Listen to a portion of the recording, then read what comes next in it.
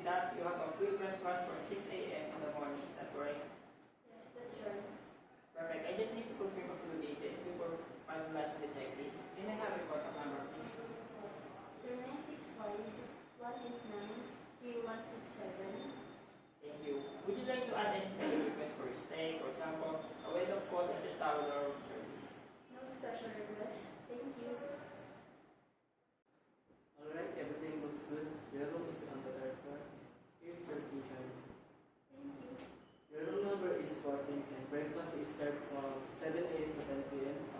On the second floor, Chinese restaurant. And if you need anything during your stay, please don't hesitate to call the front desk. So much.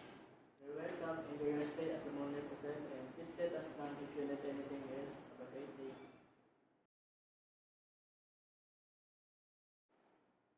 Sure, Mr. Akiba. About the checkout, we have a time for that. 10 a.m. to 12 midnight. Just come to us to check you out. But sadly, if the hotel is fully booked, may not be possible to check you out.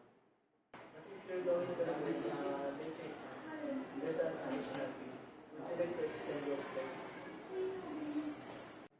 I understand, but can you check the room first? Because the room we're going to is isn't clean and there are not enough amenities. We understand your concern. How about we upgrade you to a suite at no extra cost? Yes, thank you. That would be all.